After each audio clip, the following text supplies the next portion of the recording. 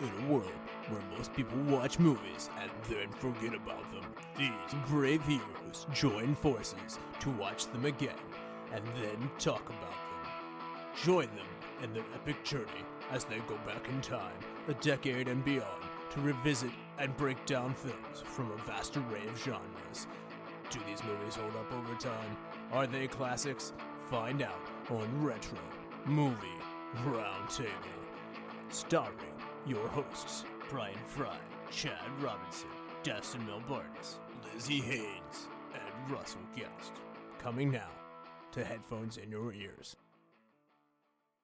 Welcome all you lords, ladies, and knights of the Retro Movie Roundtable, where we watch movies and then talk about them. I'm your host, Dustin Melbardis, and joining me today are two friends and co-hosts. That's right, it's a Dealer's Choice episode, and I've got Brian Fry and Chad Robinson. Say hi at the same time, fellas.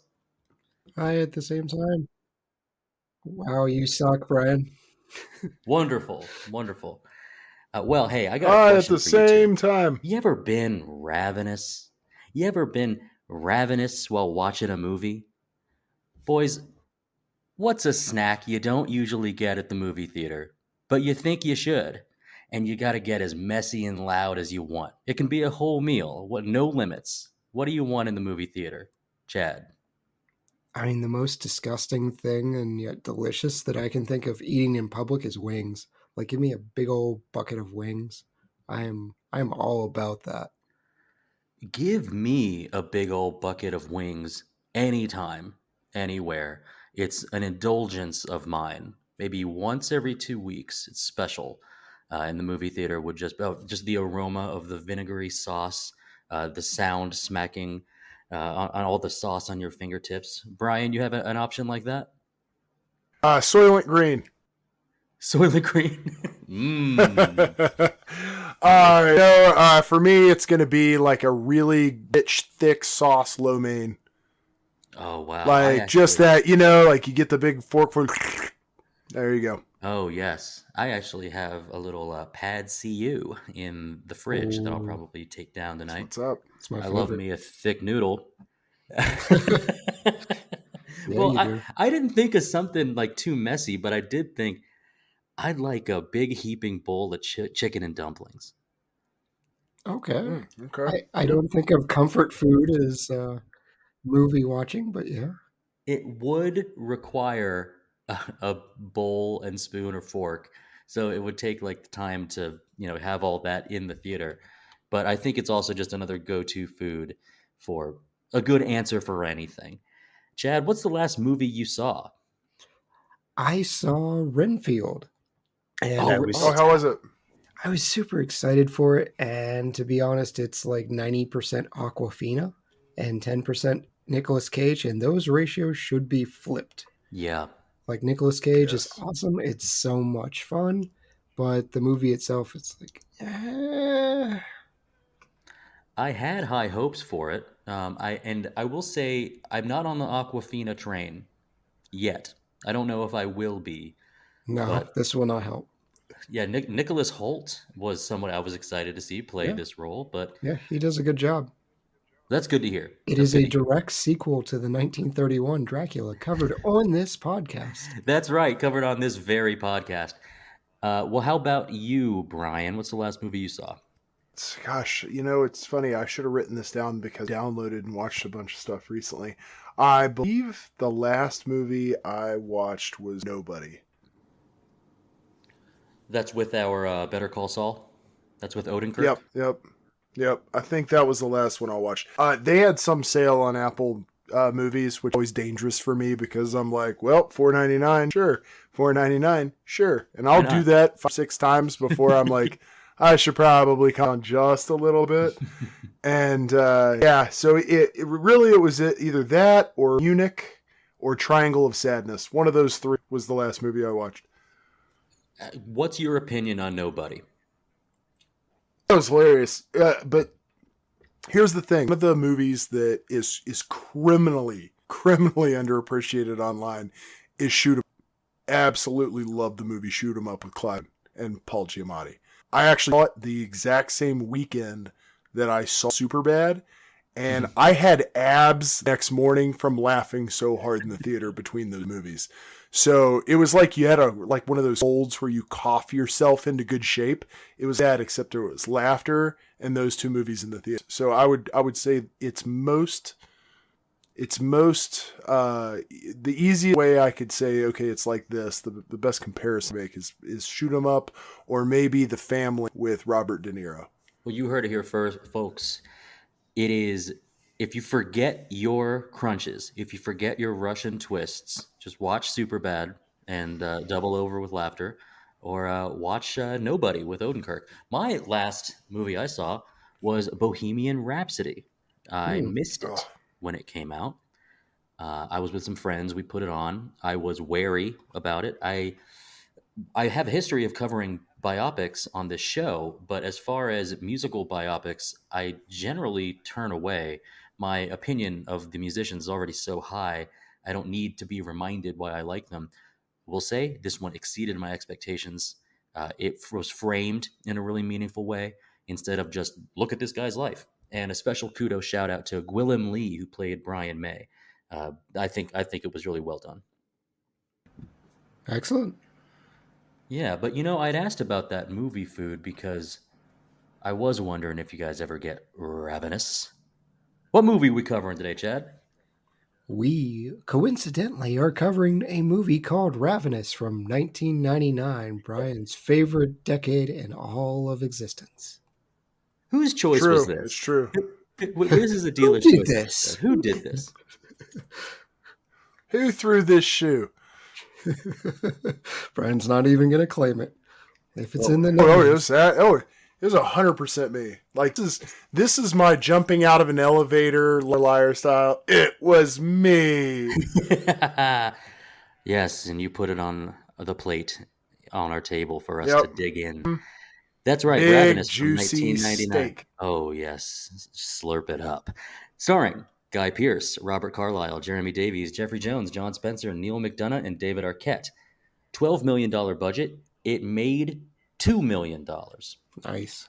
Good enough for 180th in the box office that year. That's right. Everyone remembers the movie Trick, which came in front of it. And I will say Ravenous was good enough to beat Besieged from 1999. We probably were too focused on Star Wars Episode 1, The Phantom Menace, which made about 209 times as much money as this movie did. But it's always good to come back to this several years later. IMDb rating, 6.9. Rotten Tomatoes, where critics give it a 51%, but the audience a little more generous, 78%. Didn't win any awards. We will say Roger Ebert gave it a 3 out of 4 stars. And this was something that was presented to us, a fine feast of a movie. Brian, had you ever seen this movie before? Oh God, yes. This is one of my favorite camp horror movies.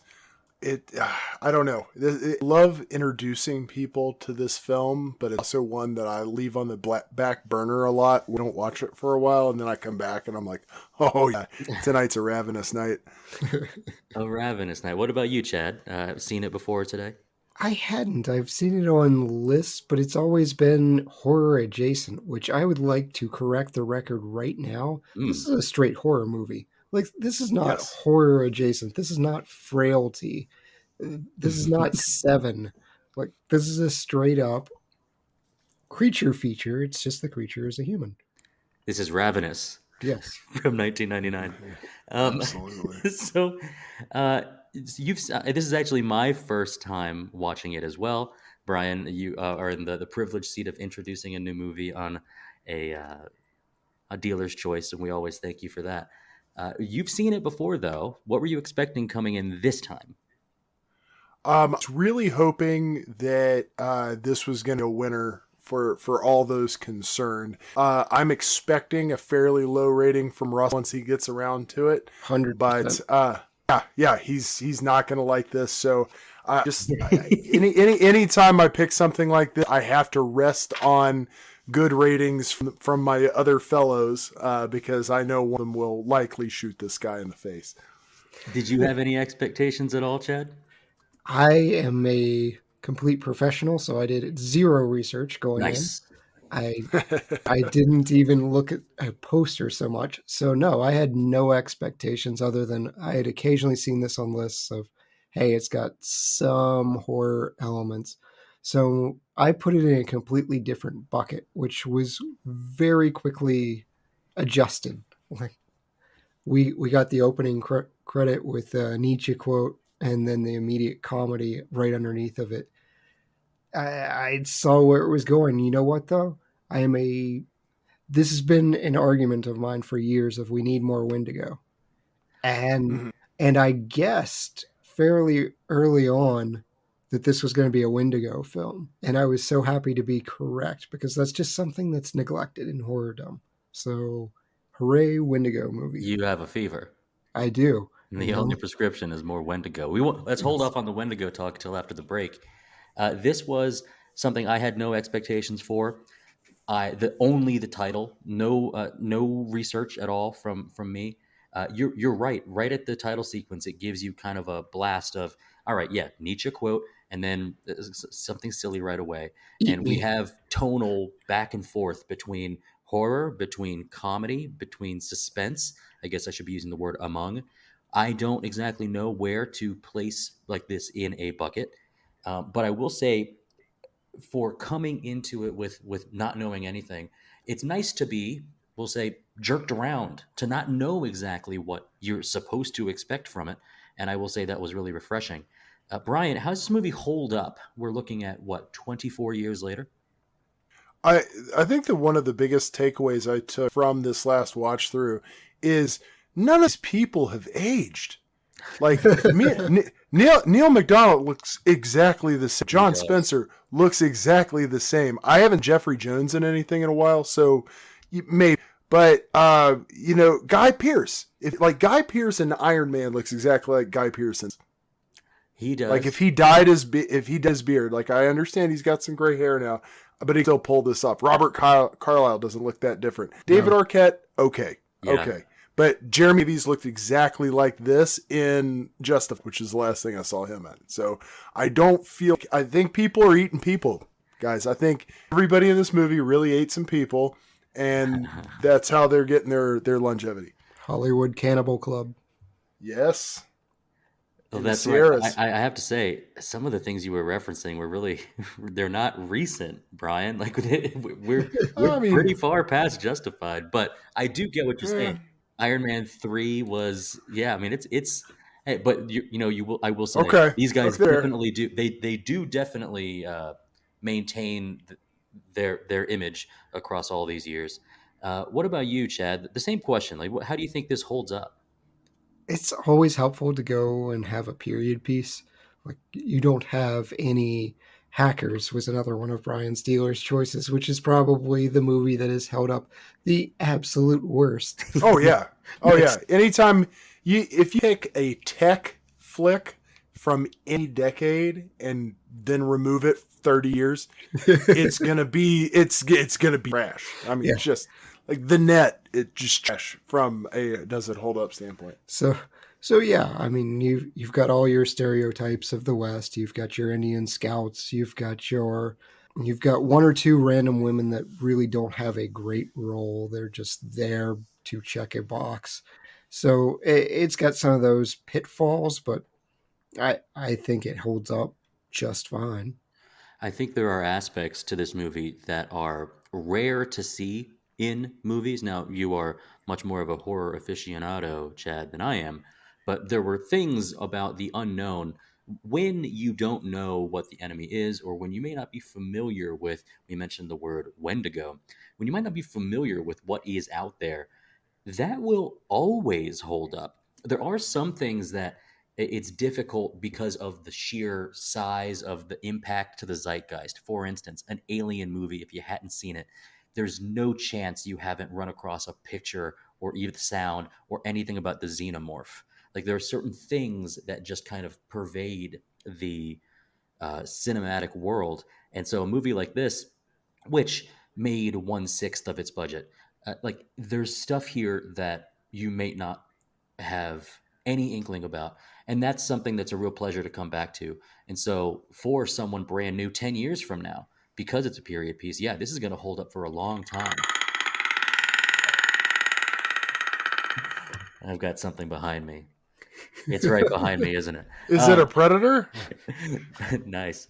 So we're going to talk way more about this movie, but we're going to do it after this short break. So if you haven't seen Ravenous from 1999, give us a pause, go watch it, come back, because after the break, we're going to spoil the plot and then talk way more about this movie. See you on the other side. Welcome to the All 80s Movies Podcast. I'm Bill. And I'm Jason. And this is the podcast where we talk about the blockbusters, the flops, and everything in between from one of the freshest decades for movies, the 1980s. So whether you're a brain, a jock, a valley girl, or a Jedi, we've got some 80s classics for you. Do these movies stand the test of time? Are we discovering something new? Is there an 80s movie we're finally watching for the first time? Join us each week as we dive into the cinematic nostalgia that inspired and influenced a generation. From the hits to the cult classics, we'll discuss our earliest memories, favorite scenes, fun facts, and our not-so-favorite movie moments, too. It's the All 80s Movies Podcast, now available on all major streaming platforms. Please subscribe and happy listening.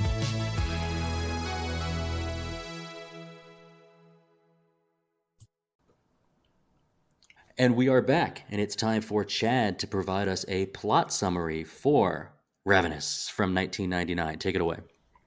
We've got John Boyd. He is the second lieutenant during the Mexican-American War. He loses his courage and plays dead in the heat of battle while his unit is massacred. He does find some courage after being buried behind Mexican lines and captures the command post, earning him a promotion. However, his general finds out about his cowardice and exiles him to Fort Spencer, which is this cold outpost in the Sierra Nevada. One night, a stranger arrives that's half dead and frostbitten. Once nursed back to health, he tells the company of a cave where fellow travelers were reduced to cannibalism, much like the Donner Party. The men set out for the cave with a stranger who calls himself Calhoun, but soon discover he is a cannibal and is actually under the curse of the Wendigo. He now has an insatiable hunger for human flesh. Calhoun is actually a soldier named Ives, and he slaughters the party, but Boyd escapes back to the fort. Boyd's horrified to learn that Colonel Ives has been temporarily placed in charge of the fort. Boyd is unable to convince any of the remaining company that Ives is dangerous, and he's ultimately mortally wounded. Ives presents Boyd with a choice of eating flesh and curing himself of his wound, or dying. Boyd reluctantly eats the flesh of his dead companion. Ives asks Boyd to join him, but Boyd refuses, ending in a fight where both are caught in a bear trap. Ives thankfully dies before Boyd. Boyd determines to let himself expire rather than to eat Ives and save himself. General Slauson then arrives at the fort shortly afterwards and finds a delicious pot of meat stew still in the fire and settles in to enjoy a warm meal. Eat or die.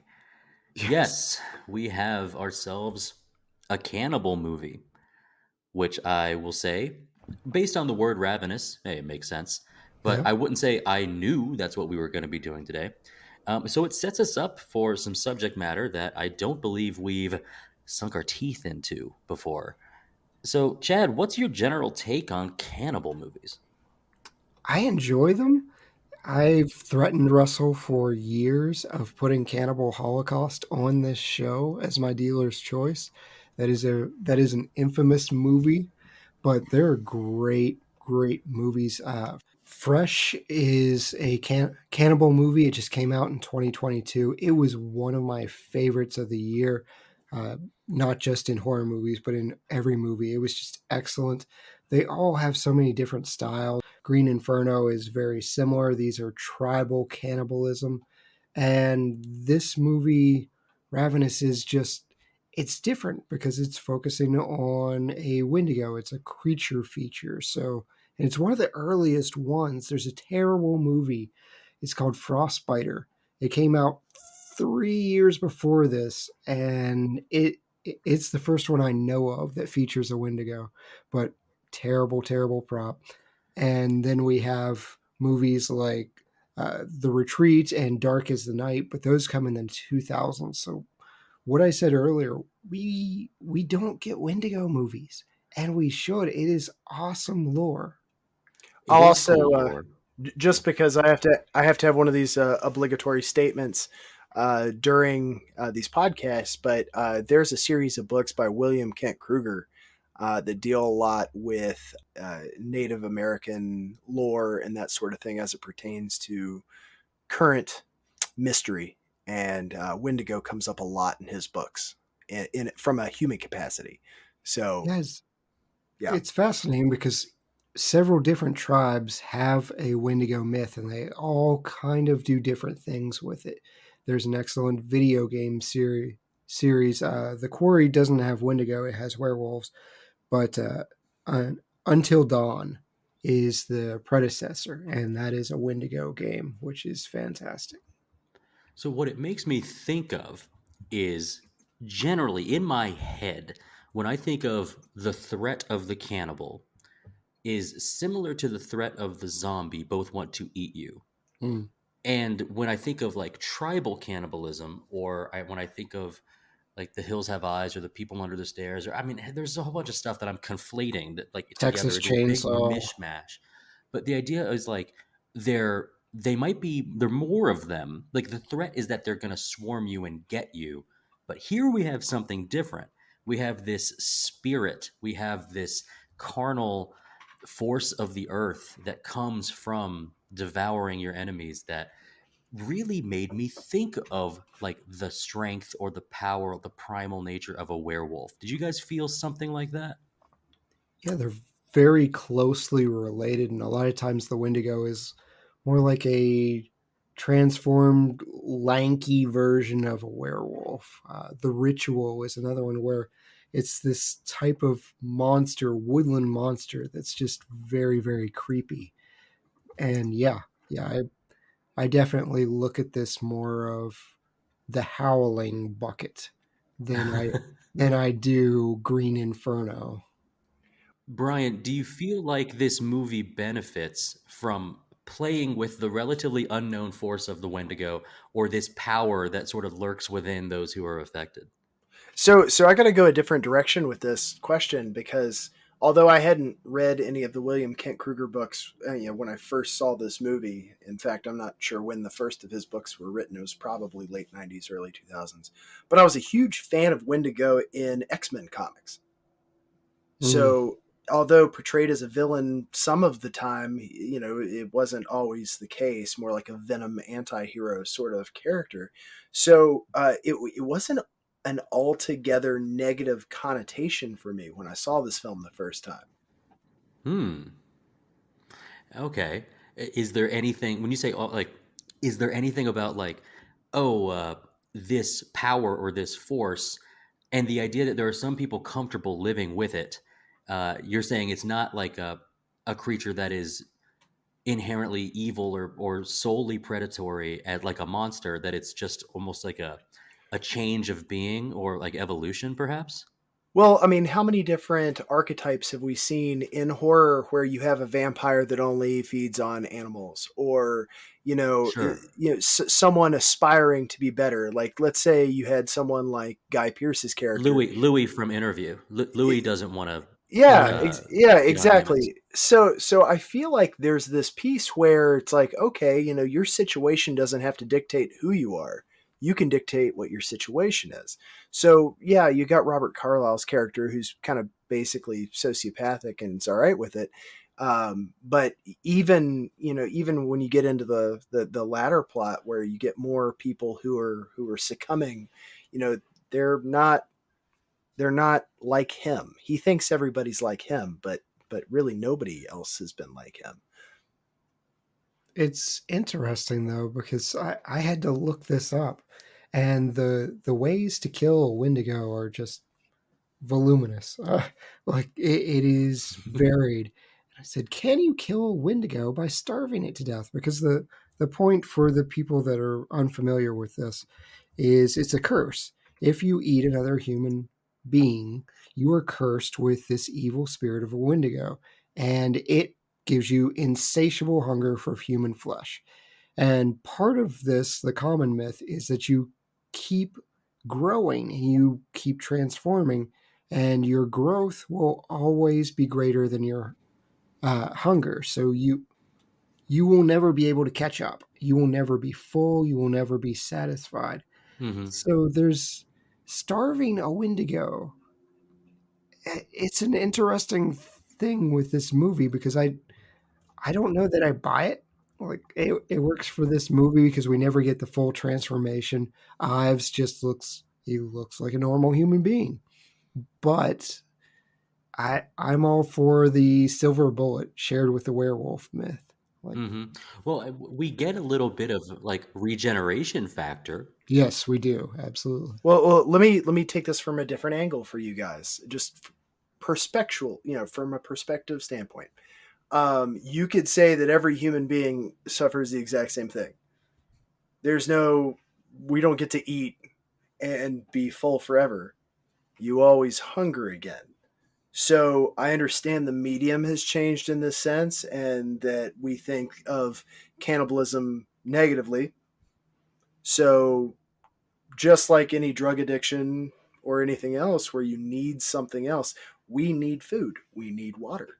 So it's all a perspective shift here, because Yeah, I suppose you could say the same thing about like vampires. Like they just need to eat. yeah, they're That's just it. like, this is literally just a satisfying a need thing. We're bending that narrative to say it's negative because it's cannibalism and It's people. boo cannibalism. But Yeah. but yeah, like you said with vampires, we've now deified vampires in several different mediums at this point, whether it's Morbius or Twilight or whatever. Interview with a Vampire, Anne You're gonna Rice. lead with Morbius, Brian. Right. These were two terrible examples before you got to a good one. All I'm saying is pop culture has now honed the sharp edges of the vampire piece to where it's like, oh, but they're trying to be good, animal blood or whatnot.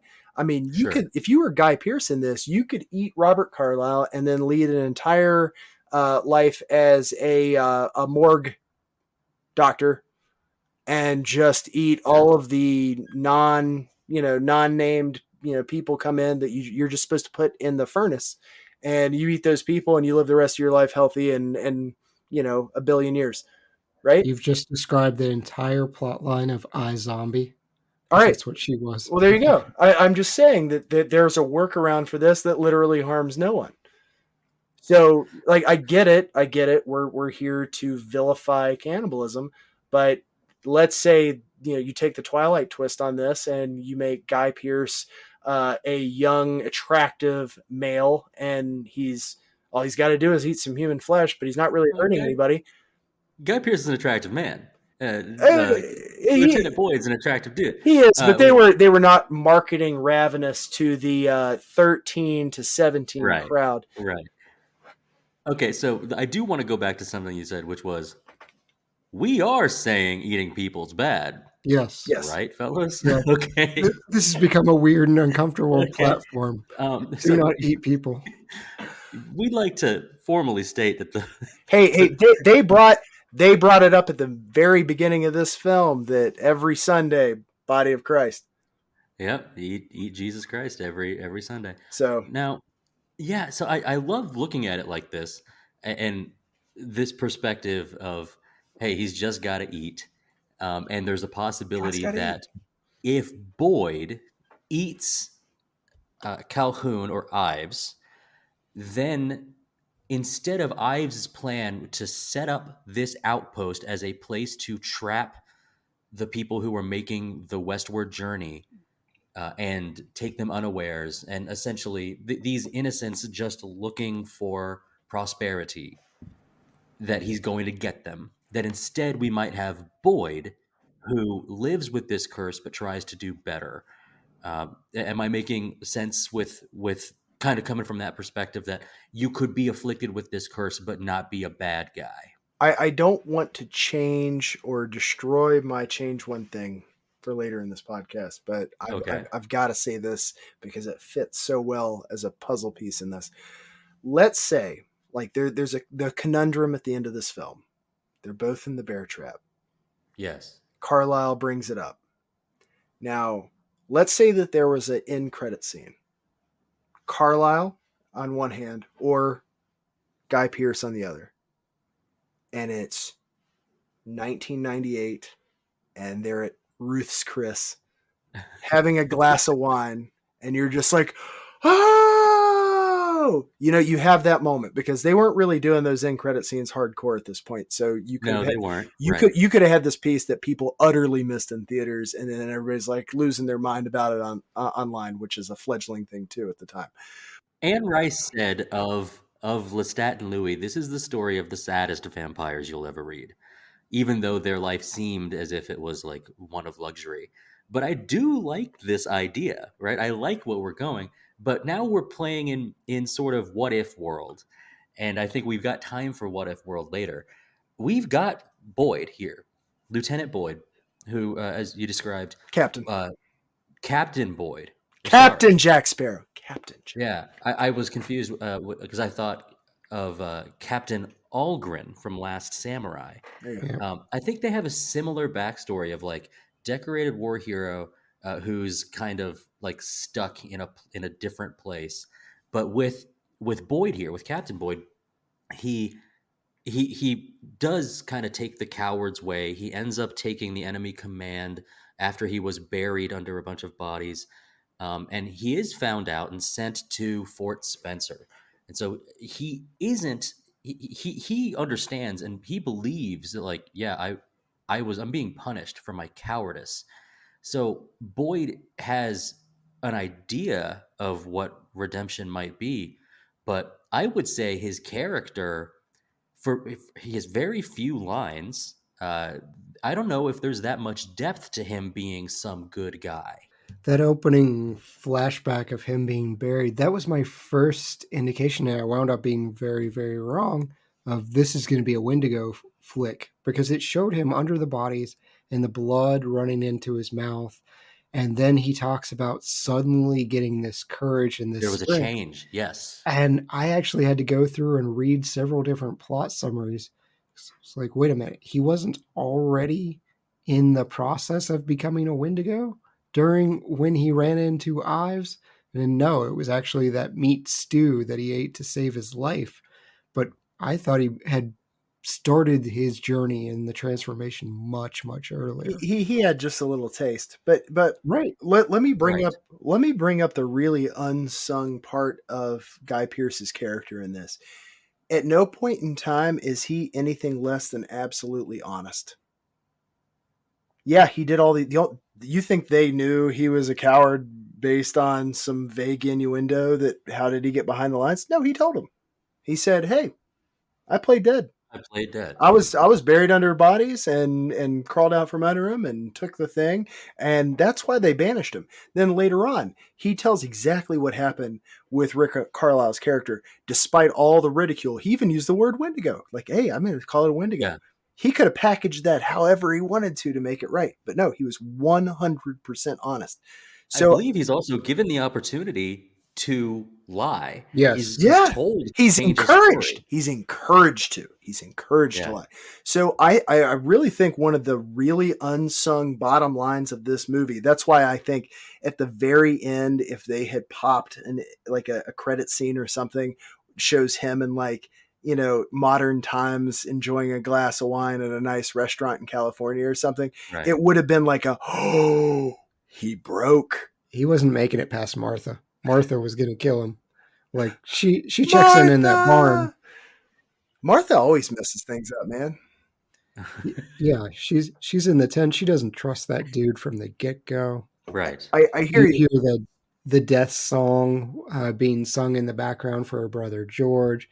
Like she knows what's up, and she just wants to make sure there's mutually assured destruction there. Right.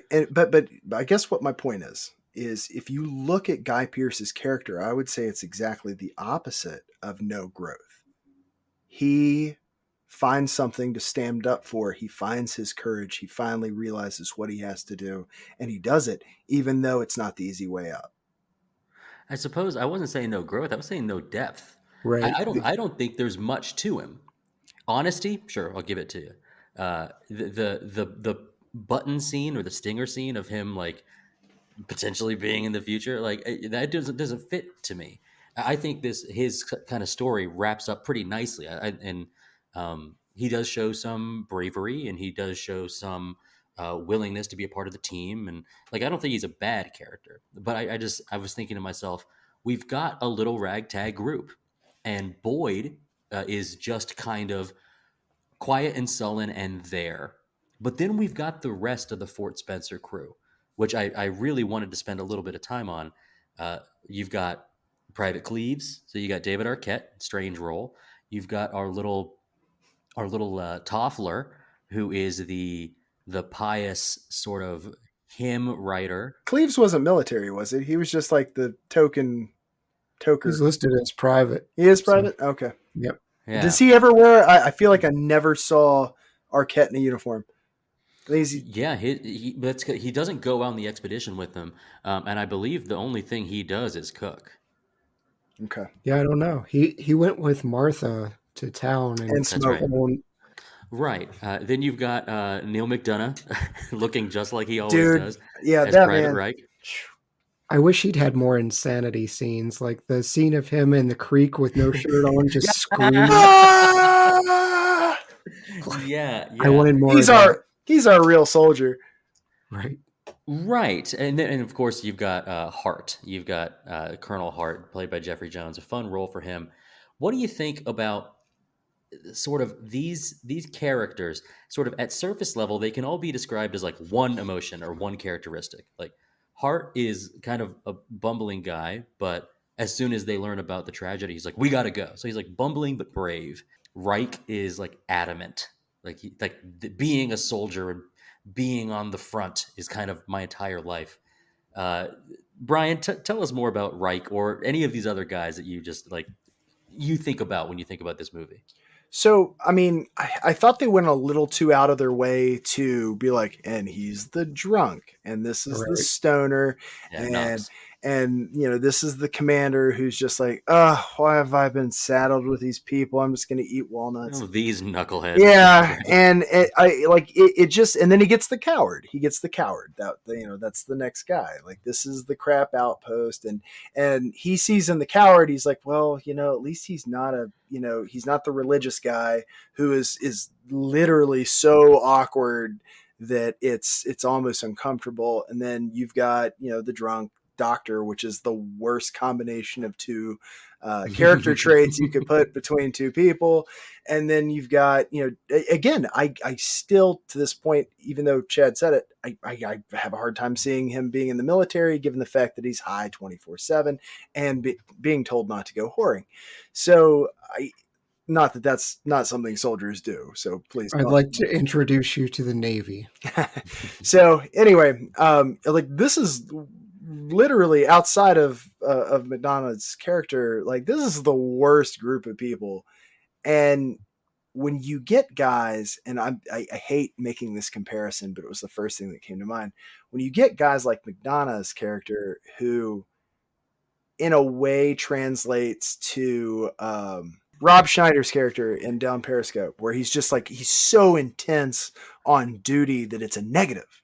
Like, it becomes a negative. Now, I'm comparing a comedy to a horror movie right now, so of course it's not going to be exactly right. But you have these guys who are so intense that it ends up being to the detriment of the group. Like, they're so into what they're supposed to be doing that everybody hates them for it. So, and probably some of that comes from, alpha male syndrome, whatever you want to call it. But this is not a group of people you want to be thrown in with. However, had none of this cannibalism happened, like, he could have lived basically the rest of his life in peace, being a conglomerate of all these other people, which is what Hart was. He was a conglomerate of everybody. Did he drink? Yes. Did he smoke? I believe that's what they were passing around on the pipe in the teepee at that one point on the mountainside.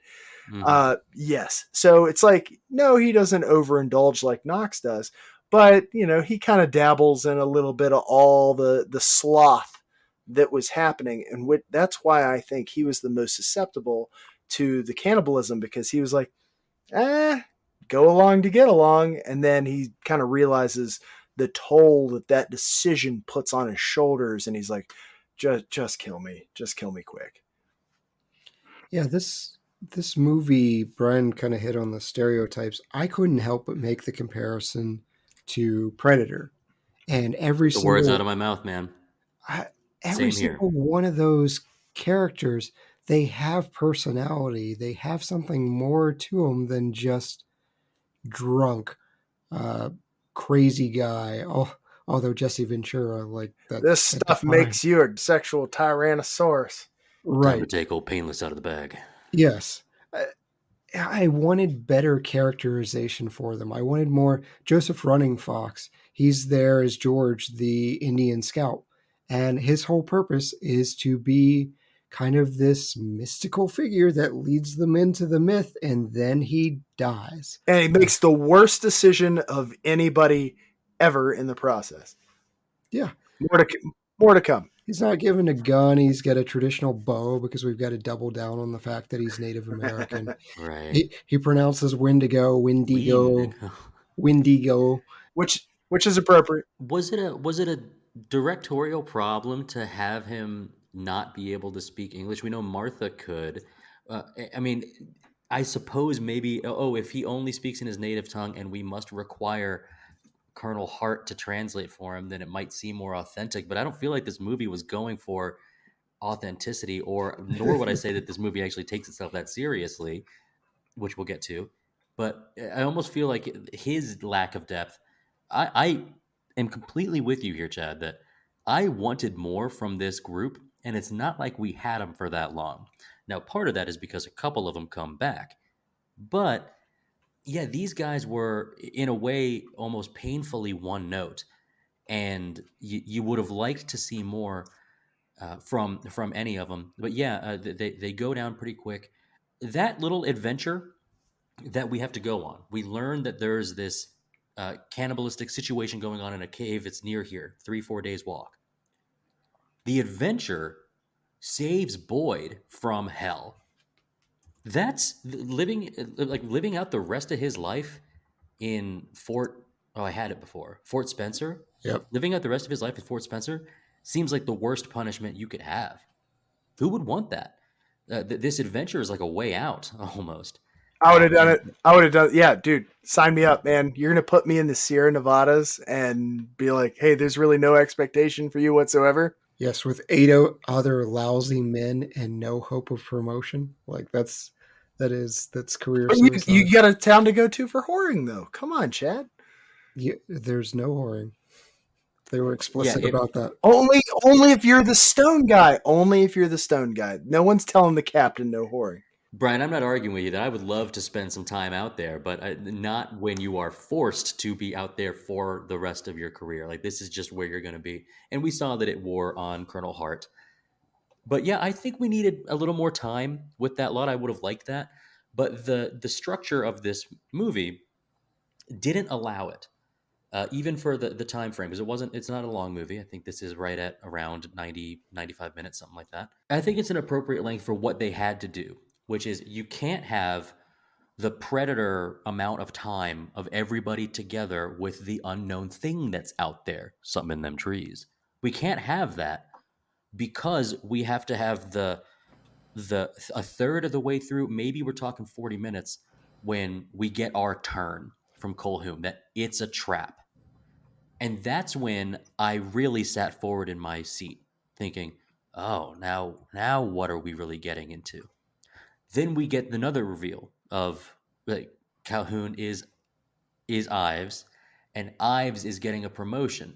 Now, do we understand how that happened? I don't think we need to know exactly how it happened, but the shock is that Ives comes back. Robert Carlyle's character comes back, and we get more delicious screen time with him. I don't think we exactly know where he went, or what's the city where the other like commanding officer where Slosson's coming from? Is it San Diego or something?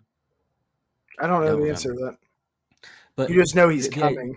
The idea is that somehow he's ingratiated his way back into the military corps, and then he's back with Boyd at Fort Spencer. So with like the structure of this doesn't allow us more time, and I feel like that was kind of a shame because I really would have liked more time with these characters.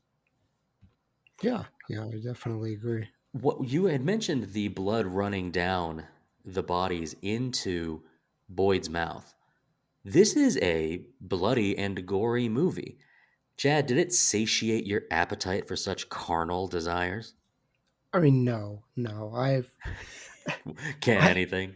I have watched so many horror movies. Evil Dead, the remake, is probably the most gory, and the new one comes out in a couple days. I cannot wait. Just 50,000 buckets of blood. They literally ran out of blood in this movie for the final fight. Like they just couldn't do anymore. They ran out of fake blood. So no, I want to see Robert Carlyle's character gnawing on some legs, like taking a big old raw bite out of someone. Give me that. Give me that extra gore. Give me that extra crunch. They had to work to make this movie rated R. I don't think if I'm doing a cannibal movie that I have to work very hard.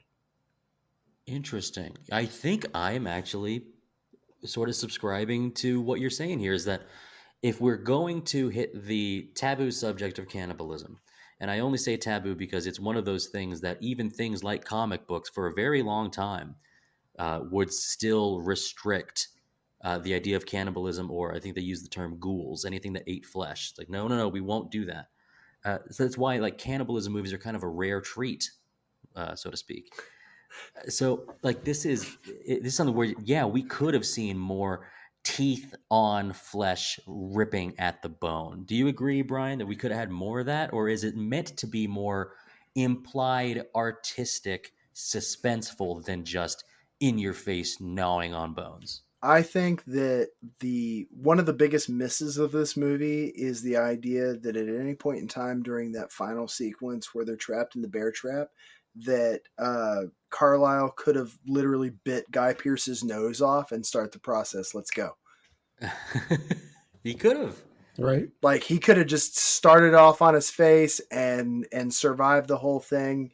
And like, I understand that's not where the movie was going as a whole, but I got to tell you, like there were some outs there where I'm like, bite him right now. He's right there. He's right in front of you. Yep. He's not going anywhere. Feast. Right. You could get to his shoulders, champ. Like you're telling me you can't do a crunch and get a nice chunk of that, Goldberg muscle. Let's go. Mm. And that was changed too. The final fight scene was changed to the building was going to be on fire and it was going to be a rooftop fight. And I think one of the two of them, maybe even both, were going to be impaled, something like that. I mean, Carlyle was definitely impaled at least once, or are we talking about by a larger implement than a pitchfork? Yeah, I think this was just roofing structure, building support, just being impaled by some kind of pole. But instead, we just get them absolutely wailing on each other, which is great too. Absolutely. I kind of want to see rooftop fire scenes. I think back to Dustin's question earlier on the show, I think what I noticed more on this rewatch, just doing it with a more critical eye, was that could have been avoided completely. Man, why on earth would you do that? Like there was some decision making where I'm like, that's questionable for a novice, let alone someone who's a professional. So what are you doing? A novice eater or like a novice soldier? All of the above. Like the point where they see Carlyle, they being Guy Pearce and McDonough, they see him on a cliff face, and you're both going to walk off on the cliff face where he could literally jump out and push both of you off that cliff at any given time is insane. Like I was like, why are you doing that? What? Yeah, I suppose we have to consider that there was enough of a panic that you wouldn't expect it from Reich.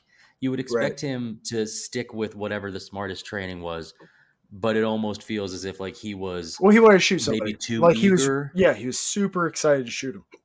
Right. Yeah. Things fall apart quickly. And they need to so that we can get to the more, I guess, psychological piece. It's not seduction It's not like a vampire, drink from me and live forever. He at any time throughout this movie, Carlyle's character Ives can just overpower any of these people, but it's this slow. I mean, you described him as a sociopath. It's this slow, like letting things develop. I suppose. The loss of Yeah. human life means nothing to him. So Mhm. like what you get from Hart and from Boyd is different, and he doesn't get it. Like he's like, no. As soon as you realize I'm right about this, clearly I'm right about this. But they, when he says like, how about the dreams? Like there's something inherently negative that Carlyle's character lacks that others don't. Mm-hmm. And I would almost say, and I don't know if you guys got this vibe at all, but he was like, I'm going west into convalescence due to tuberculosis. I got a Doc Holliday vibe off of him a lot, and that's a man, who took life very easily, like with very little compunction. So I'm not saying like, okay, this is clearly Doc Holliday or anything like that. I'm just saying that I feel like there was a subtle tie-in to saying, guys who live to excess and develop things like tuberculosis. I'm not saying you have to do things to excess to have to, Right. but I'm just saying that they kind of took an angle at this where because he valued his life so little at the end, given the suicidal thoughts, given the dark dreams, given the fact that he had TB, like he had a bunch of stuff stacked against him. So once he survived all of that, human life meant less to him. This brings up something. The story about the group that's going west that leads to the first cannibal thing. We know that some of it's a lie. Mm-hmm. Do we know if any of it's true? No, I would say you could probably go with all lie to a degree. I mean, look, And if that's the case, do we believe that Ives has been doing this for way longer than the story suggests? That he's had the Wendigo in him for a longer period of time? Well, that's where I kind of got the idea that if they did this end credit scene where you see one or both of them, in modern times, you don't know how old he is. Right. At this point. My first thought when they said it was 1847, I think is the year they said this movie was taking place in. I'm like, why did you do that? And then we get to this party in a cave, and I'm like, okay, are we doing the Donner Party? And they never say the name, but that the years match up. That's clearly what they're doing. So I would say that there's, whether he's part of the Donner Party or not, I kind of like to think that he is. I like to think of him as kind of the progenitor of that disaster. And but isn't that like maybe what I would call the best part of this movie is they allude to so much and say so little that it lets the watcher, it teases you.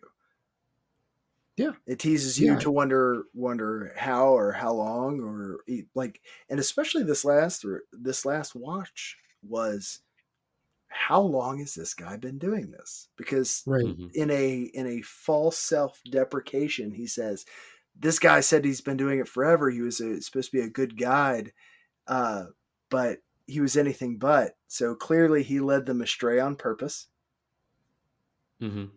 Started dying. Well, if that part of the story is true as well.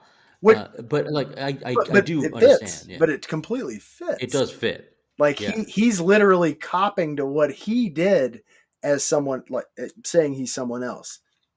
Right, and I think the time frame he gives is 3 months, but who knows if it's 3 years or 10 years. No, I don't think we're saying whether or not the time frame for that specific group was that. I think that's absolutely correct. But how many times has he led a group to their deaths?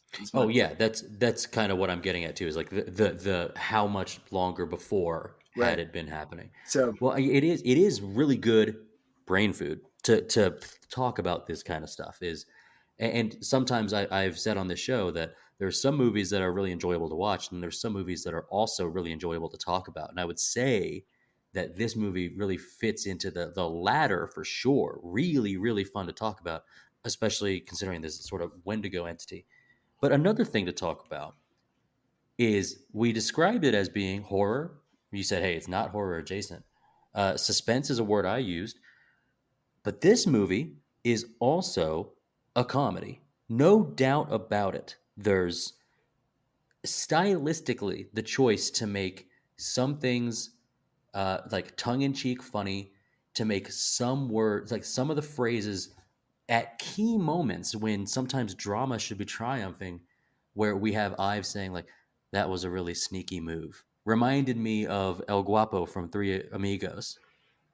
Like this movie does a really, I think, and I've had a guest on this show tell me like, no, I don't think it's that funny. Like, well, it is. It's very clearly done in this way. In fact, if you were to pull it up on your on your streaming service, it's going to be described as horror comedy.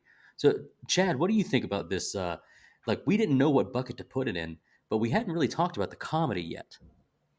See, I feel like it went for the comedy very early. By the way, it misspells Nietzsche's name, so that's strike one right off the bat. Like, you got to get that right. What are you doing, editors, anyone responsible for that? But with the little "eat me" quote that comes after it, like, okay, all right, I'm up for this. And then it was a very serious war scene with just death and everything, but we get that slurping, disgusting eating scene where he's just, Guy Pearce is actually a vegetarian. He does have to eat meat in this movie, but he spits it out. But so his reactions are probably not an acting job during that slurping. But I feel like they pulled away too much. I'm going to go ahead and disagree with you. I would not put it in the comedy bucket. Occasionally they say funny things. David Arquette is clearly, he was told it was a comedy. I feel like that part is clear because he is hamming it up way more than that character should. Like, Toffler is a dork. He's given that dork role with his religious spiel, but it comes off as irritating and not really amusing. And so I would have liked him to pull over or lean into it more, I guess. And he's the translator from Saving Private Ryan, right? I don't remember. I don't really. His face didn't actually stand out to me.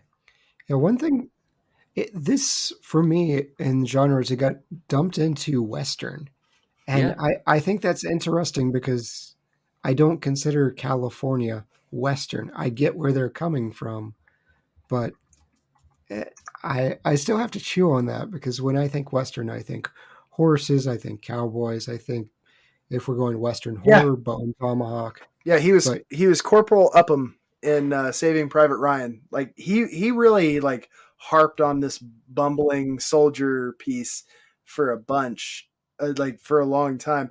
And it's weird because I didn't make that connection until 5 seconds ago. And I was thinking, like, who else does the that whole piece? And I was like, it reminds me of the guy from Saving Private Ryan that looks just like him. So, Chad, I think we're maybe a little more closely aligned than you might have thought. I think this movie attempts comedy and doesn't reach what it wanted to. Like, they should have leaned into it more if the choice from our director was to have it be funny as well. Because many movies have jokes that aren't comedies, but for what Griffin, the writer, and then Antonia Bird, I feel as if what we're actually dealing with here is an attempt that I think falls short. You had mentioned some of the, like, David Arquette as comedy. I'm looking at Colonel Hart, Jeffrey Jones. Yeah. Jeffrey Jones' entire character is comedic. I mean, if you want to see a movie that does this really well, there's I believe it's 2020. It was called Werewolves Within. Mm-hmm. And it's kind of a similar concept of a whodunit. Who is this werewolf and where are they coming from, or who is this beast? How are these people suddenly mutilated and dying? But there's a lot of comedy. It's got I can't remember her actual name, but it's Lily from AT&T. I know who that is. Milana Weintraub. Yes, yes. Thank you. She stars in it. She does a fantastic job, but it's out in Alaska, so another very similar type setting, but it nails the comedy part a whole lot better. And I think that's what I'm getting at is that I don't believe that. I think that they make some strides, but I don't know if they nail the comedy in it. We do have Slauson, or we have somebody who mispronounces the Wendigo, the Wendigy. Oh yeah, Wendigy, and yeah, the Wendigy, and his sort of man at arms kind of looks at him. He's like, I know, I mispronounced it on purpose. I'm trying to make a point.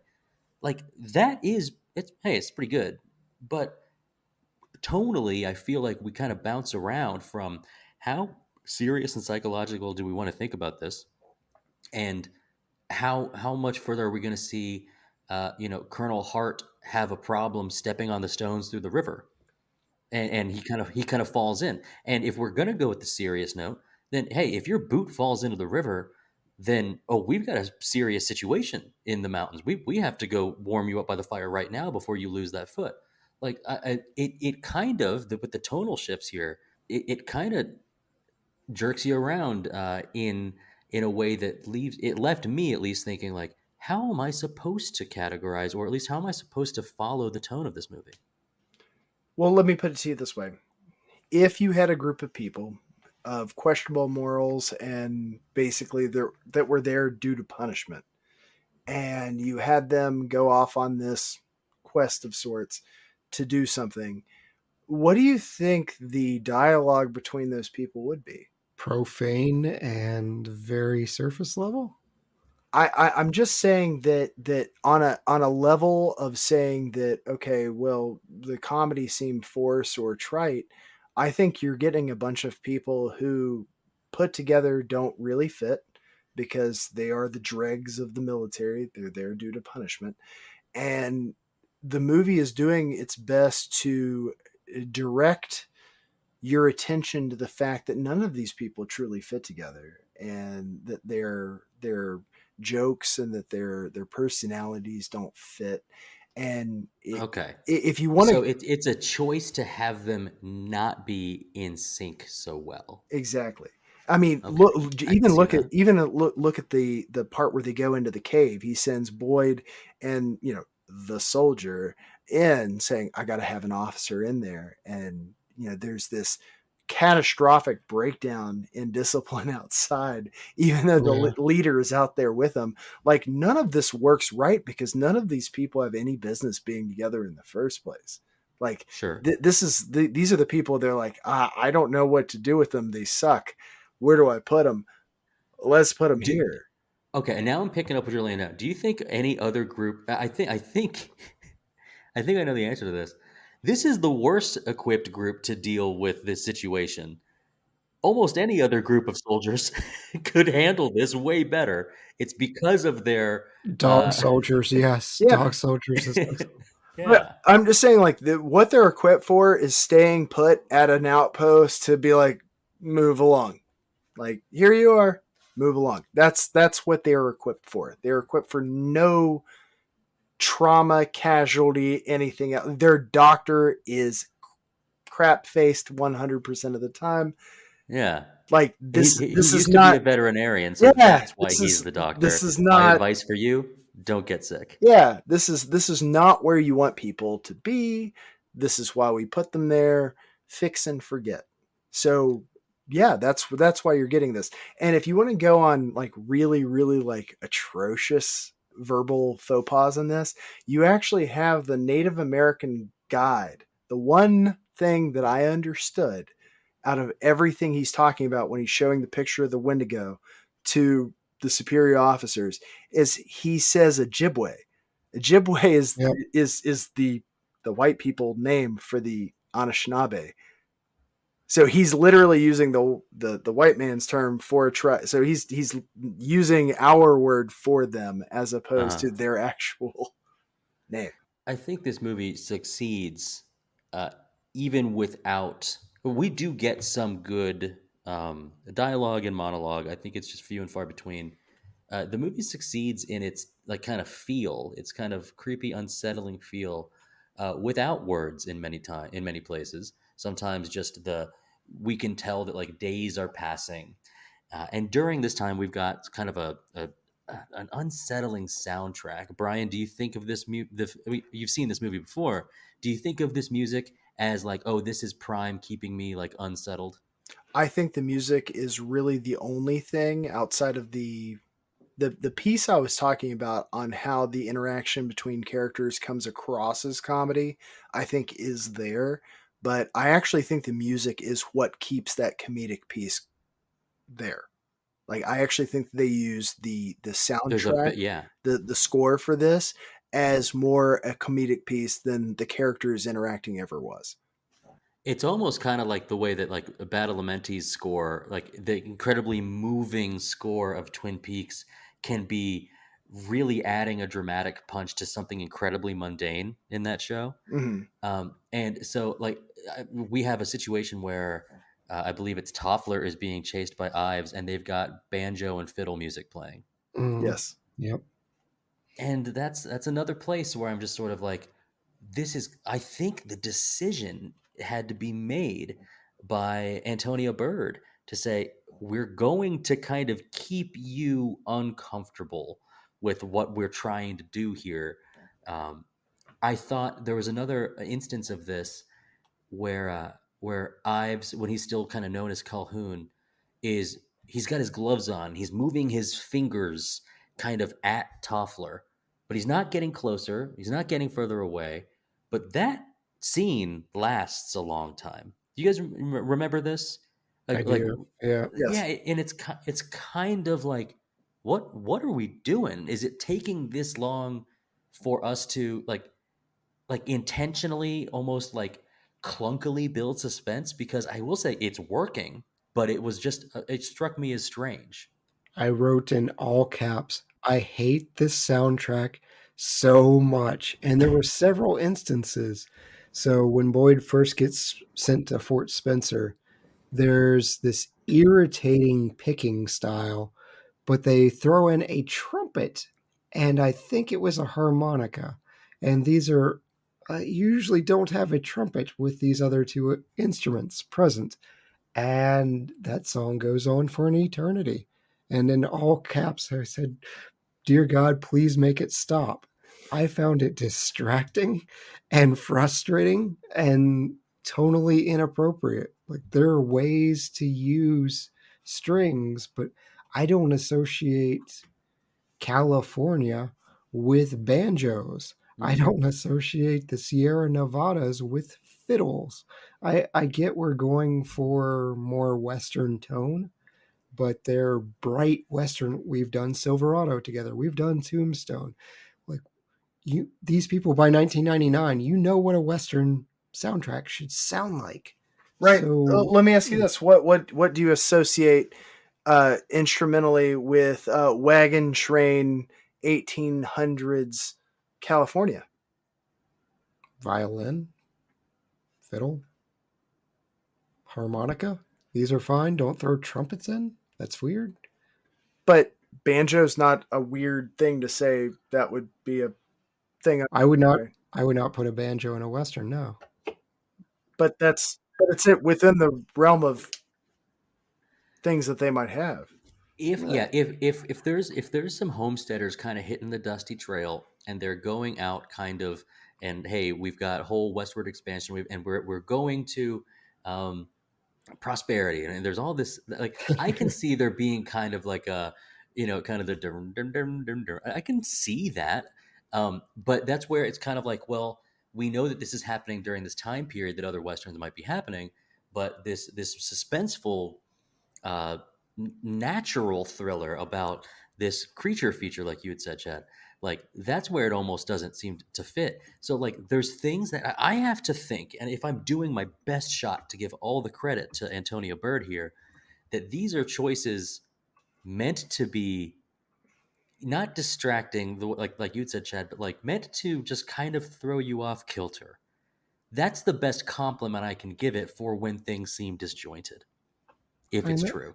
That's fair. That's what they successfully did in a movie like It Follows. They throw things out there that make you feel uncomfortable and make you feel out of place and make you question, when is this taking place? Because things didn't quite match up. But using the soundtrack to not match up, that's a decision that I can't get behind. I think you need a different set of strings. You need the violin, you need the cello, you need things that can produce more menace and terror than comedy. Like we went for Yokel Running Through the Woods, like you said, with Toffler. Yeah, that part of the soundtrack kind of seems as if like that's the sound that happens when like a man in his like onesie pajamas is getting like chased out of an outhouse in a cartoon. Right. Jed Clampett has done something stupid. Right. But agree, but that was in California.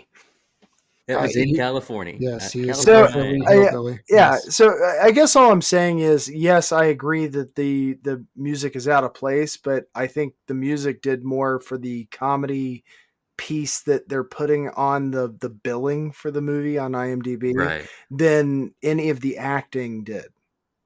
Like, I think the acting was appropriate for people who shouldn't be around each other. It had no place being like sorry, here's the obligatory one. Here's where all the ups congregate, and that's what we're doing. So, yeah, you've already had your one, sir. That was his first F-bomb. That was his first F-bomb, but he's already gotten the bleep for his sexual Tyrannosaurus. Oh, well. Third one. Well, I just want to throw it to you guys. I want to throw it to you guys with regard to sort of any of our other details. So we've really talked about our cast. We've talked about the score. We've talked about like our setting. Is there anything else that we want to hit before we go to our superlatives? I enjoyed the costumes. I liked the costumes quite a bit. That it will come back again with best wardrobe. Right. I do wish that they had gone for a deeper red for their blood mixture, particularly when Robert Carlyle Calhoun has just chowed down and he's at the cliff top and he's facing them, and it almost looks like he's got bright red lipstick. And I understand that fresh blood is bright red, and that's what they were going for. But then I think of the Evil Dead movies, and they're spraying this dark red on people. They're not covered in cherry red. Right. So I understand that was a stylistic decision of, hey, fresh blood, this is scary, but I think it would have been more intimidating had it been a deeper color. I might have been distracted by something towards the end of this movie. In what instance, why exactly is there a red like blood cross on Ives' forehead in that last scene? I don't think that was explained. I do think it ties back into some biblical references to the body. If only Toffler were around to give us any religious context for anything, except for writing his hymn that it was bad. Right. Well, fervent. Let's not think about what Toffler didn't do. Let's think about what everybody did in our superlatives. You be ready, boys? Let's go. Ready. Brian, who's your MVP of 1999's Ravenous? I gave it to Robert Carlyle for one scene specifically. His transformation from fairly reasonable person to cannibal to like don't put me in chains, there's something wrong with me, and then he gets this jerky motion, the hand, ha, ha, ha, ha, ha. Dude, that I seriously think that is the creepiest part of the movie, and why they didn't shoot him in the face immediately as soon as he starts losing it. I'm like, that's the only part of this movie that's zombie-esque to me, where he starts like really losing his mind, because once he succumbs, it's almost like being away from it for a hot minute gave him a little humanity back. And as soon as he was being reassociated with it, like he starts, getting the hunger. It's like, oh, I'm sorry, heroin addict. Here's a whole bunch of heroin that you used and whatever's around here. And he's like, that was such a, I mean, sure, as the audience, you're like, shoot him in the face. Shoot him in the face right now. Hey, guy with a loaded musket that just stands there being useless the whole time. Shoot. Hey, guy with the bow and arrow. Shoot him in the face. Hey, guy with the pistol. Shoot him in the face. One of you three, please shoot him in the face. This is not going to end well. Like, what's pretty cool is that the pendulum swing goes from this isn't just a guy who's kind of in custody and at his best or strongest or nourished, he's just a man. What we realize is like, oh no, this is something far greater. So it does play with what is possible in that situation. right. Who's your MVP, Chad? Went with Robert Carlyle as well. He really chews on the scenery. So yes, he's eminently untrustworthy right from the get-go, but The antithesis of Guy Pearce. he is captivating anyways. Like, I could still see myself saying, you know what? I'm going to see where this goes.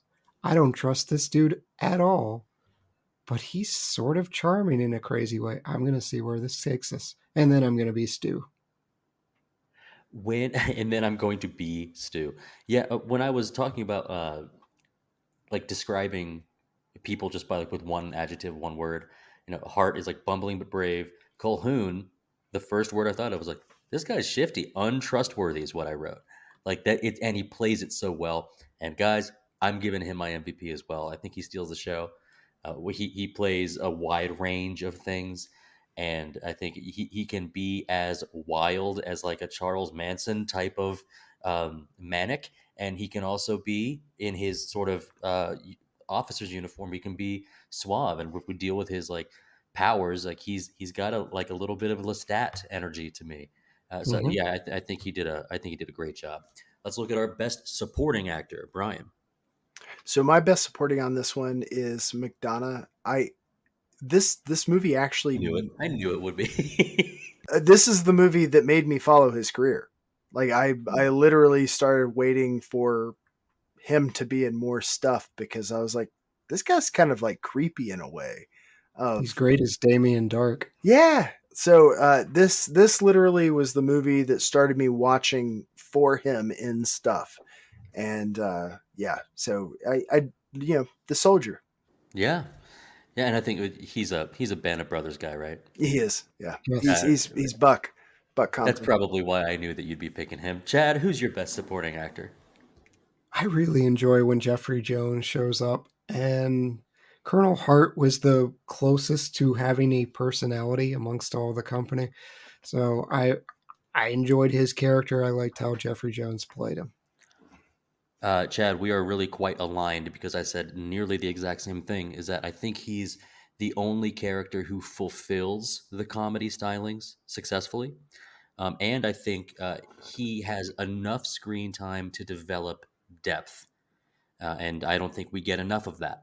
So Jeffrey Jones, and maybe it's just the way the character's written, but I also love him in Beetlejuice. I love him anytime that I see him. I think he's got a good subtle comedic chops.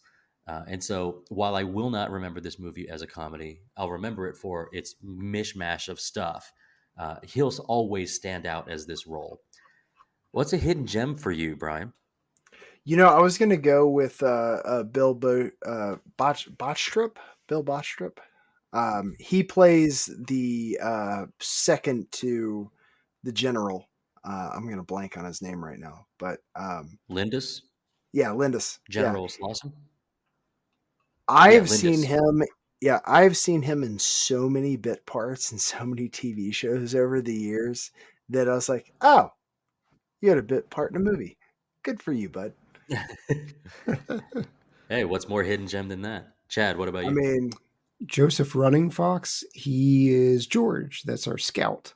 So I really wish he was around more, and I wish his only purpose wasn't just, hey, I'm going to drop in, give you some Wendigo lore, and immediately die. Like, give us a last man standing, or like a true fight against Calhoun. Give me something of he just doesn't get punked. Chad, that's just it though. This is not Predator. You you want Billy. You want Billy from Predator. I do. Yeah, and I do too, but that's because we all do. Some in them trees. Yeah, that's a great choice. My hidden gem. See, I couldn't find a hidden gem in this movie that stood out. There were a lot of things that I thought were cool, but the thing that stood out to me was I was actually talking to one of my staff members about this movie, and I was talking about whether I was considering recommending it or not, and I mentioned the Wendigo, and she kind of went white because that stories about like eating flesh or shape shifting things about that of that nature, kind of cryptozoology things. Uh, Apparently, and I did not know this, kind of freak her out, and she was like, "There's no way I'm watching this movie." So my hidden gem is an interaction I had with somebody else because of this movie. Yeah. So I'm thankful for that.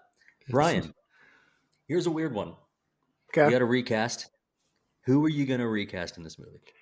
Because I enjoy doing this on the podcast, I am recasting John Spencer for Brian Cox. Yeah. Of course. Brian Cox in more movies. No, I mean, come on. Yes. You can't see him berating Boyd's character for being a coward in a very Succession like manner. Like I absolutely can. Yeah. Oh man, I look. I have no problem with John Spencer. He is the epitome of the character actor, but more Brian Cox more often. I believe this podcast is really pro Brian Cox. I know I am. Who are you recasting if you have to, Chad? I thought David Arquette was absolutely awful in this movie, and I'm just getting him out entirely. I feel like somebody gave him a script and said, "Buddy, this is a comedy," and they gave everyone else a script that said, "This is a horror movie," and David Arquette never got that amendment. So I'm not even sure who you replace him with. I think I'm going to go with Matthew Lillard, who leans into the weird even more. I'm feeling kind of woozy, man. Right. Parents are going to be so mad. Hey, look, I'll never be upset about a Matthew Lillard recast. So that's. I'm not even a David Arquette hater. I don't know what he was doing in this movie. I can't go for 3. Being a dip schnitzel. I will tell you, he does something cool, which is kind of build some type of shrine. Do you remember this? Yeah. Oh yeah. Yes. With the torches. Yeah. He's tapping the crosses and and that has a pretty big influence onto how the movie ends. Nope, not at all. It's just in it, and I don't know why, but I'm glad it happened. It just doesn't do anything. He used several drugs, which they taught him how to use appropriately or inappropriately, and it led to a giant, flaming, weird statue thing.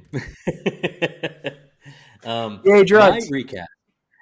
I'm going to go with, I'm going after Private Toffler here. Sorry, Jeremy Davies. I need this character to be more than just mumbling religious dude. He seems weak in the group. He's got a weak kind of presence.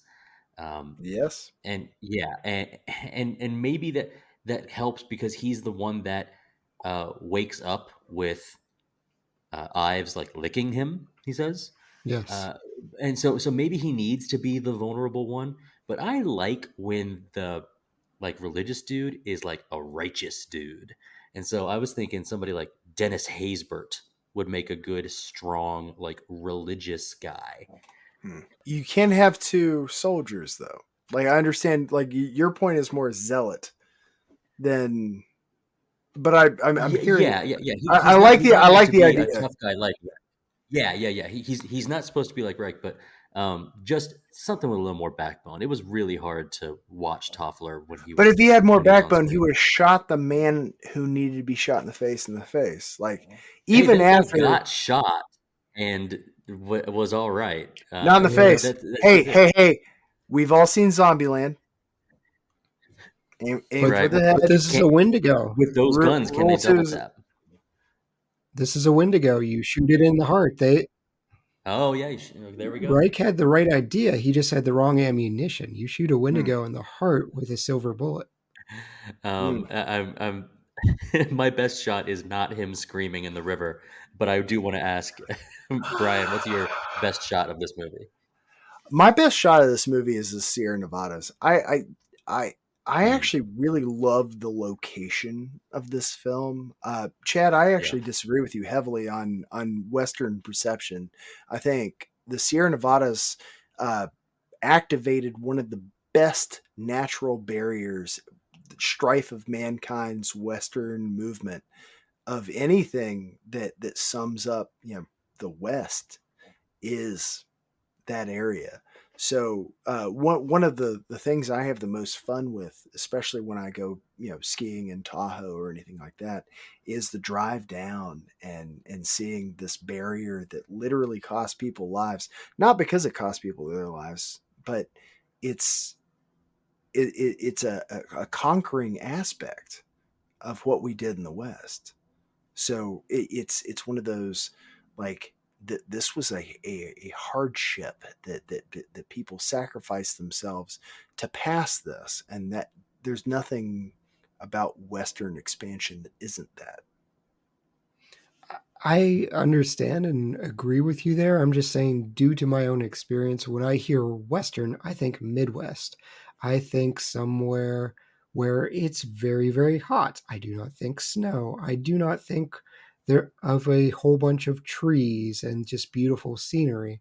That's partially due to my own ignorance, but when I hear Western, I think horses and deserts and dunes and things like that. And so all of this was, I just wouldn't put this in a Western genre.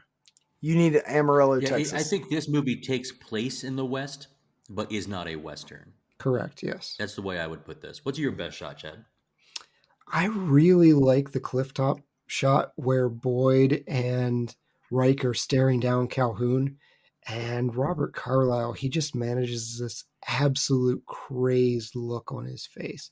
And when we get that shot, for a second you forget that this is an actor. You're just thinking, this is a rabid human being that is, they have guns and they're still concerned about an unarmed, insane individual in front of them.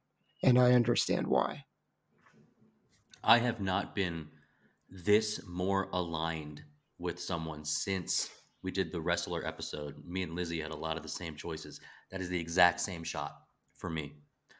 His crazy eyes, you start to realize this is not a normal run-of-the-mill cannibal movie here. This is something kind of special. And then you follow it up with that awesome shot off the cliff where he's fallen, and that kind of ties into to Brian's shot with the mountains. I'm from the mountains, so that is, it felt in a movie meant to make you feel uncomfortable, like at least seeing those gray background, like that kind of felt comfortable to me. So yeah, awesome shots there. Brian, what is your best scene for this movie? Best scene of the movie is him talking to Boyd, Carlyle and Boyd's back and forth about, let's talk about being a cannibal. And he's like, this is an easy choice. And you can tell by Guy Pearce's facial stoicism, like he's not buying this. Like, doesn't matter what you say. And one of my favorite parts of this movie is after you have that scene, you have Hart's character being like, can I trust you?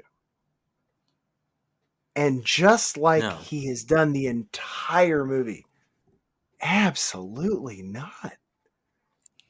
Like, honest to a fault. Like, you can go into the whole cowardice piece all you want, but honesty, 9 out of 10 times, takes more courage than wielding a sword. And that meant more to me in this film, his honesty being his courage. That is a great perspective. I will say, you bringing that to the table tonight is something I didn't expect, or at least I didn't expect out of this character from Guy Pearce. What's your best scene, Chad? Mine's the same scene, that night scene with Ives and Boyd, but I love a good villain spiel. Give me a villain monologue where he's waxing poetic about the beauties of this empire that he's going to create. It's very Magneto reminiscent of, hey, we're if I'm going to turn everyone and make them like us. And yeah, I I dig a good villain monologue, and Robert Carlyle is just mesmerizing during that. I can't tell if the scene was great or if there weren't enough competitors for best scene, because that's the same one for me. I mean, Ives just says, "Yeah, I ate a lot of people. It was me all along. No secrets. This Right. is what I did." It's it's not a seduction like vampires. Just like, hey, you're gonna get hungry soon. You gotta eat, boy. I love it. Um, Have this wonderful stew I prepared. I will say that's a fun thing about this movie is that it is not just eating a Flintstone style like meat on a bone. You can cook. Right. Yeah. I can have little Well, carrots with no, my it, thigh meat. and I do think that they do a really good job of differentiating the difference between when you eat a person out of necessity versus what you could be if you do it for fun, right? Yeah.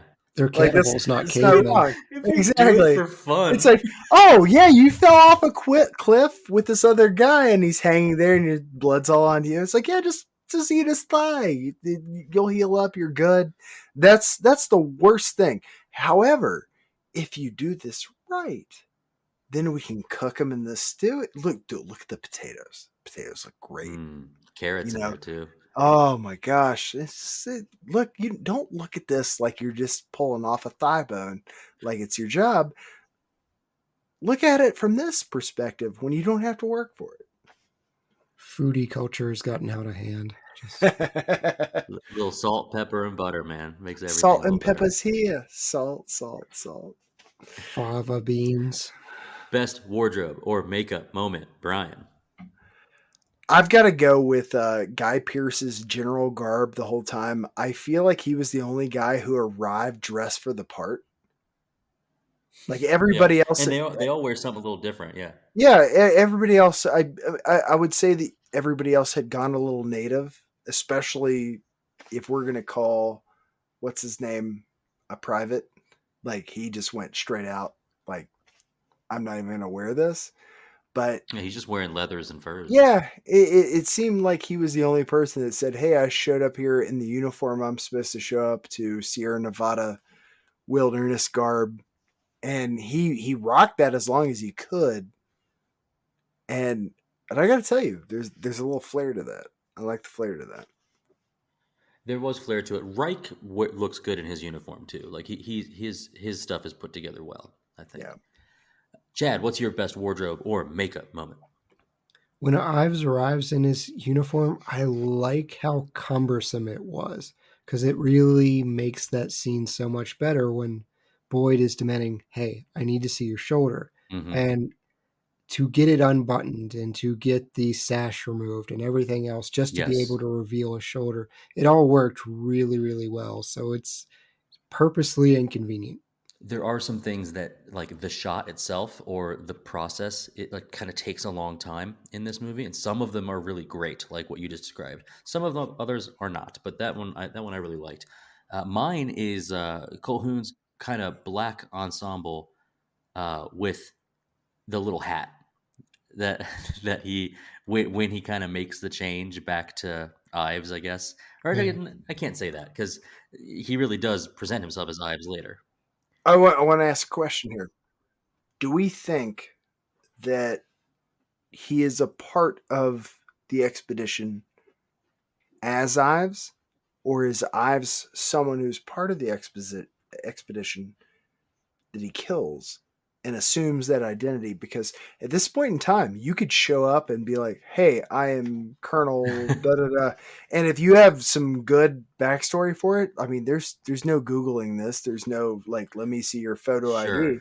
So do Right. we think that his awkwardness taking apart the uniform is based on the fact that he isn't, in fact, a member of the military, or is it? I wouldn't say it's awkward. I think it's just the design of the uniform.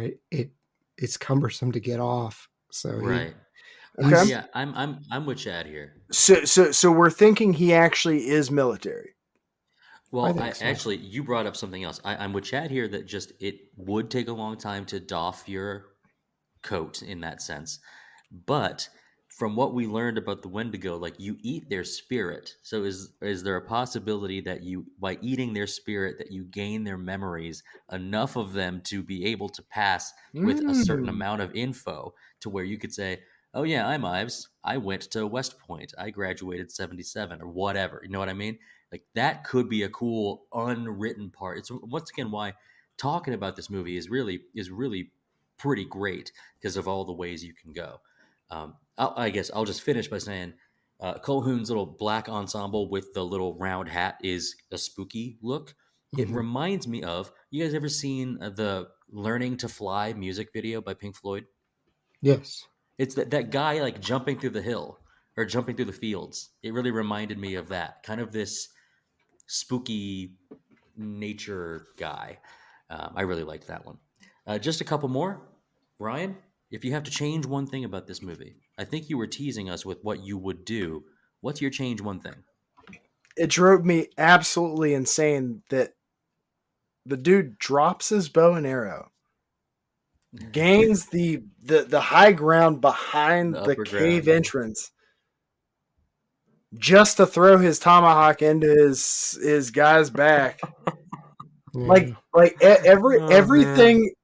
Everything about his piece on this was wrong in the worst possible way, and he should have been the best out of the crew that stayed outside. Like, how are you going to drop a bow and arrow? Like, the guy came out like what? What That's are why you we have you up doing? there, man. Yeah. Oh Yeah, my that god! one. And he takes the high ground, which would be awesome with a bow and arrow. Like that's a great spot.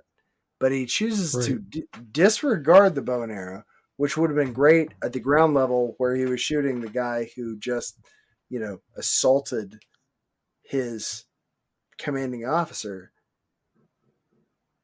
But instead of shooting him, he drops that and he jumps up top. He jumps up top. He goes up top of the cave and he throws a hatchet instead of shooting Right. his bow and arrow. He kind of throws it sideways, too. Oh, I know. For, It's so for weird. the scout to lose his life so fast, there has to be some other reason. Like if there was, for instance, one other like cannibal in the party that like distracted him or Right. something, that might make some sense. It did seem as if there should have been somebody on site that should have been like, Just have the "Hey, sister that's there there we go, yeah, and something, have you know, her run off like he protects her. Something. Yeah. sure, yeah, Well, no, somehow to get but that." even like taking the high ground's not a bad idea, but it was a horrible idea how he did it. Right. Like everything he did was so wrong that it was troubling. Yeah. Maybe it was a weed. What's your change one thing there, Chad? I've brought it up before, but Wendigo change as they eat people, and they get bigger and bigger after and they're eventually turning into this monstrous creature. So I wanted a bit of change in Ives, either seeing him get a little taller and acknowledge it, or deterioration. Maybe his fingers start getting a little longer. Maybe his eyes get sunken in a little bit. Because ultimately, a Wendigo is a monstrous creature. Yeah. And Ives got better looking throughout the film. So that would be what I would change. Yeah, it's a good change one thing. I like the idea too of having the monster be a little more revealed. Mine is a little more, it's not lore heavy, it's just the idea of what had happened before. Ives is brought back into the military fold, and I like this idea. And he's talking about like, hey, we got to change some. We can't change everybody. We got a lot of mouths to feed. Like, we have to be careful how we do this. I think it would be, considering that he is either planning on like changing more of the top brass, or that he kind of has plans within this organization. How many times do they quote Ben Franklin in this movie? 3 times? It'd be really cool if there was some way that they tie it back to like, you think I'm the only one out here? There's Wendigos like me. And saying it like that is silly, but like, there are more people like me, like back in Washington. Like, they've infiltrated the rest of the world somehow. So you're going for Invasion of the Body Snatchers? Yeah, I think so. Okay. I would say I like the idea. I would say that without You're the You're next. I would say that without the cannibalism, you could have made that statement back in Washington by itself. Yeah, there we go. All right. Best quote of this movie, Brian. If you die first, I'm definitely going to eat you. That's what my cat says to me every night. Pretty good. I love that. I do that, and I'm not going to continue on because the caveat doesn't matter to me. If you die first, I'm definitely going to eat you. Like, that is, dude, that's the heavy of the entire movie. Like, he snacked on everybody in the club getting eaten. Like, that's good. Chad, what's your best quote? Morality, the last bastion of a coward. That's a good one too. Has some weight to it. Mine is, I can't remember if it was Hart or Ives, but it's lonely being a cannibal. Tough making friends. Hart. Yes. That's Hart. Yeah. But here's the thing, and to both your points, like the part of it was that Hart was like trying to make the best of this because he assimilates a little bit of whatever came around him. Like, right. Yeah. I'm making myself available to what I have to be at the time. Yeah. He is the dog in a fire, just going, this is fine. Yeah, exactly. So it's an interesting piece on the people. That's why Hart was never what Carlyle's character wanted. He wanted another hunger. He wanted another thirsty mouth that wasn't necessarily what like under his thumb, but someone who he knew was invested in it, not from a I'm about to die, I can make you this, but from a you became this individual based on what was presented to you the same way I was. Hart was never going to be the equal. No way.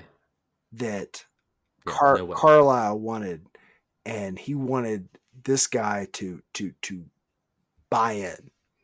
He said, yeah, the only guy he takes out is David Arquette, which I have to imagine he would have done regardless of being a cannibal. Right. Well, speaking of This Is Fine, it's time to rate this movie and provide a recommendation. For most of us, we do half-star intervals, 0.5 to 5, 0.5 being the worst, 5 being the best. For Brian, he does integers only. That's whole numbers, audience. Brian, what do you rate this movie? 1999's Ravenous. This is a 4-star movie for me. I'm not going to put it up on a pedestal, but it is a movie that I absolutely adore. It is something that does a lot of things that no other movie does, and I give it its due credits. All right, Chad, what is your rating? I went with a 3.5, and I think it's because I'm annoyed that Brian sent this movie to me instead of me getting to it first. Like, why? I don't understand after watching this movie why it's not on horror lists. I don't understand why it's on adjacent. Everyone is wrong. This is a horror movie. I should have seen it first. I'm annoyed with Brian about this, but I'm glad I got to see it. It's not his fault. It is. It is completely his fault. And this has been a weird bugaboo of mine. How dare you bring this to me? Yes. Yeah, how dare you introduce me to something that I should have seen and have had a weird rant about there should be more of this. Like my wife has heard my Wendigo rant more times than what's reasonable. Mhm. So Brian's like he probably wasn't aware, but here's a Wendigo movie. This is so I did enjoy it. I want more of this type of content. Make more Wendigo movies. Their lore is excellent. There's different ways of doing it. It's interesting. It's a twist on cannibalism. This is twist. It's great. All right, I'm going to follow that up with a 3 is the highest I can go for this movie. I also want more Wendigo. I need movies like this. I just don't think the execution was great. The idea of how we got to the Sierra Nevada, our thrills and our suspense was fine. It didn't blow me away. I had mentioned that I thought the characters were not deep; it was shallow characters, and there was the soundtrack was a low for me and Chad at least. Brian, I think you probably saved me from a downturn to 2.5.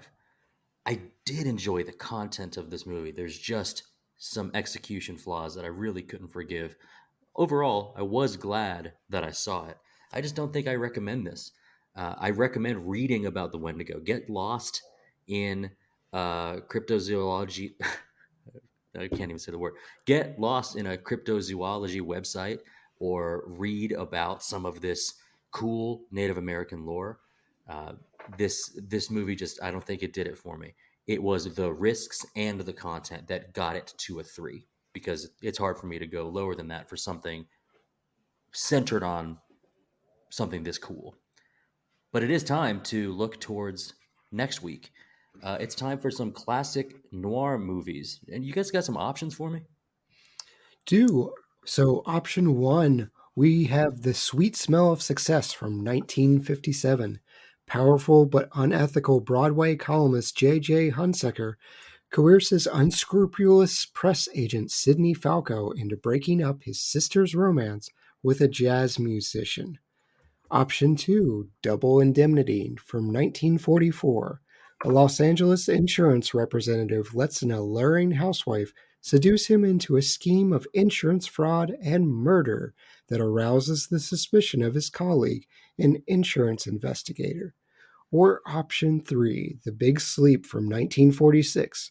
Private detective Philip Marlowe is hired by a wealthy family. Before the complex case is over, he's seen murder, blackmail, and what might be love. From cannibalism to murder, gosh, so many options. We are going to go with option 2, Double Indemnity, 1944. Doesn't say how she's seducing him. She might be seducing him into a world of cannibalism. Might be seducing him with a hot plate of something soup. Right, that seems especially likely for a 1944 movie. We really don't know what happens with these bodies, like from the bottom line. Well, boys, what a fun episode to talk to. I'm going to stick by what I said. Though I gave it a middling rating, this movie and the content is so much fun to discuss. Absolutely. Thanks, Brian, for giving this to us, for serving it up to us. Serving it up. Yeah, thanks, Brian. And thank you, all the lords, ladies, and knights of the Retro Movie Roundtable. We invite you to reach out to us. We want to hear from you. Subscribe, rate, and review us on Apple Podcasts, Spotify, Google Podcasts, Stitcher, Pandora, or wherever you get your podcasts. Subscribe to our YouTube channel. It's mostly audio only. Give us a like on Facebook, Instagram, and follow us on Twitter at movie_retro. Email us at retromovieroundtable@yahoo.com. Producing and providing this podcast is fun, but not free. We invite you to support the show at our Patreon page at www.patreon.com/retromovieroundtable. Any contribution is very much appreciated and will go towards making this show better for you, the listeners. As always, thank you for listening. Be good to each other and watch more movies. Brian? Being human is a condition that requires a little anesthesia, darling.